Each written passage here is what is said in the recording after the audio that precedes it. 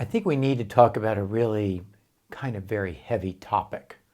It's called a weak link in a person's personality, or what some people call, more mythological terms, an Achilles heel in a person.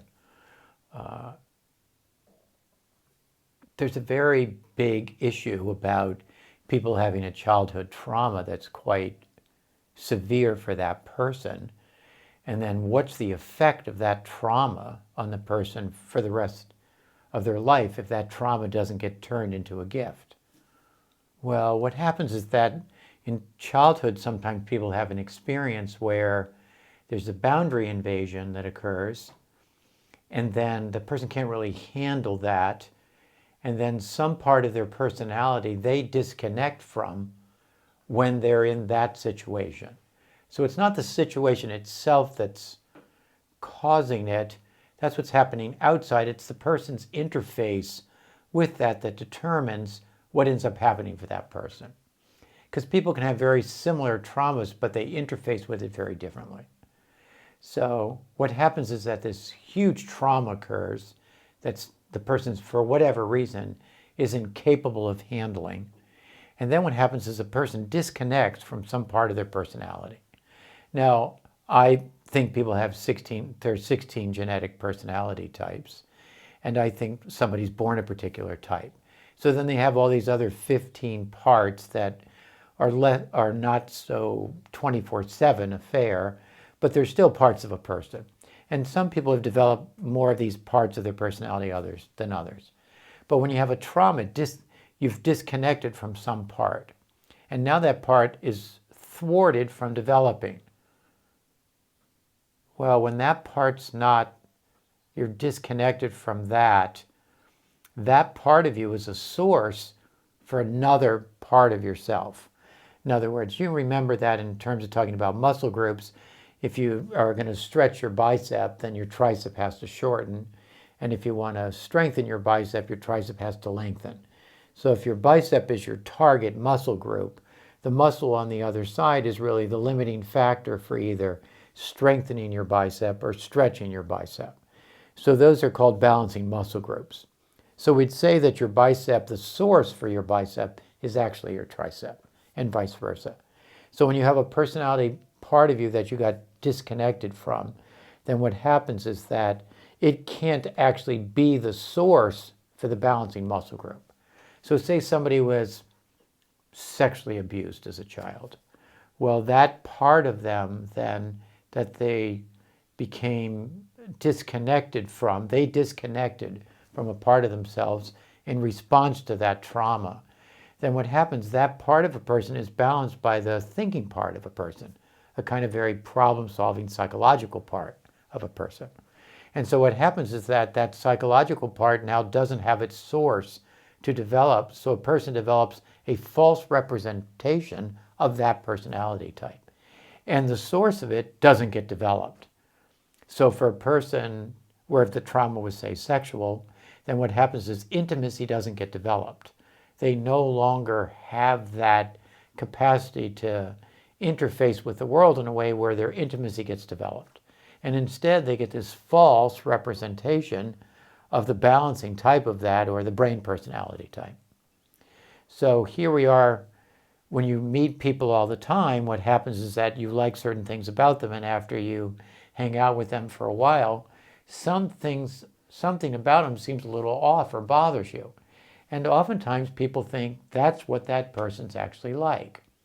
They think that's their personality. You know, Jeffrey, he's so critical. You know, Mary, she's always in a bad mood, or whatever that's like. But that's probably not the person.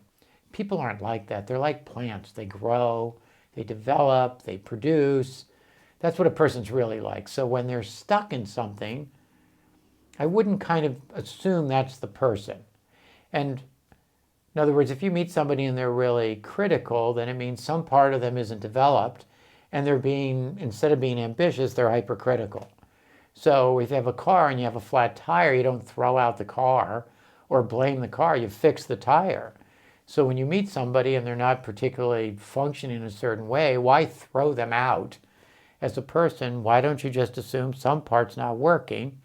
and fix that part. In other words, reconnect them to the part of them that when it doesn't work, it creates this irritating part for you. So that, for most people, is not just generally true about personality traits, it's true about a childhood trauma. And so what happens is that when you identify that in a person, and you can identify that physically, because physically that shows up as scar tissue in one of 16 muscle groups, one of the 8 above muscle groups or one of the 8 muscle groups below. And when you do, and the person starts to naturally stretch either by self-stretching or by assisted stretching, they start to remove that scar tissue out of their body. And then that trauma that was housed in their body, you're starting to remove that trauma. And when you do, that person starts to get connected to what they were disconnected from for whatever reason during that trauma. They did that. So there's 2 things that are really important here. And one thing is that the trauma itself, you don't want to blame the trauma itself. That's obvious that that caused it. But your response to it is like your only gateway to change it. So the real issue is like not the details of what happened, but what was going on with you when that happened to you. So in the case of, say, a mental abuse, a person stops associating. If it's a physical abuse, they stop relating. If it's a spiritual abuse, they stop connecting. And if it's an emotional abuse, a trauma this way, they stop attaching. So that's their response to it. So knowing more about the event isn't going to free the person from the trauma. That does help.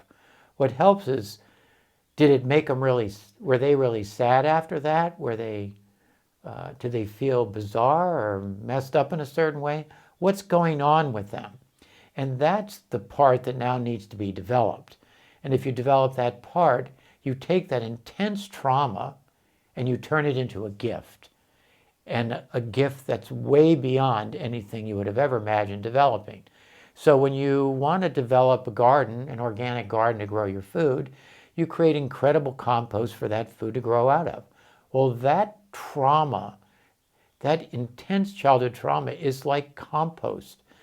And if you know how to transmute it, you can create a gift, a talent, an intelligence, a relating style, and a form of emotionality, a spiritual value system that far exceeds what most people will actually be able to develop in most cases. And so instead of thinking, oh, I had this trauma and so now I'm messed up, we're like, oh no, you now have an incredible opportunity. If you know how to be educated about taking that out of your body, that's natural stretching. And when you do that, actually, you'll start to be connected in life with things inside and outside that your response to the trauma stopped that from happening.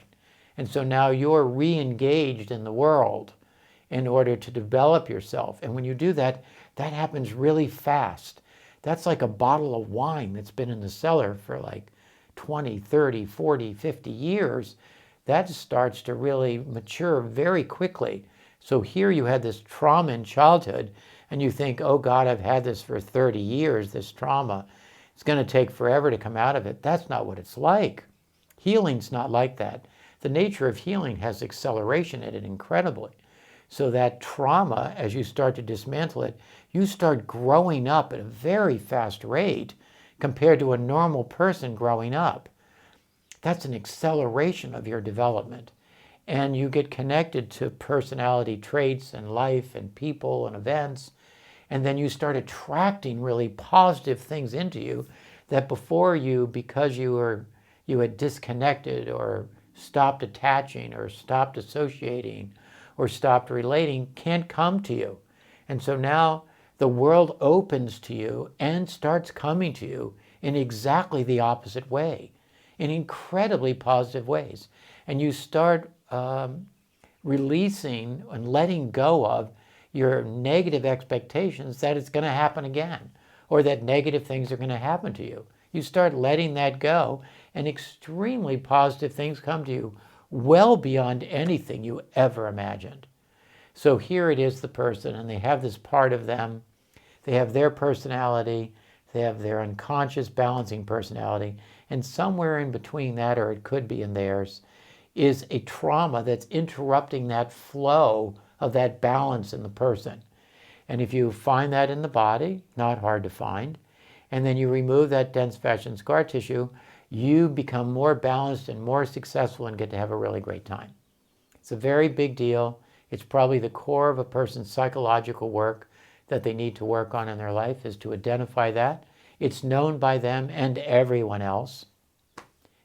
And get help from yourself and other people and let that turn into an incredible gift for you. That's called the weak link.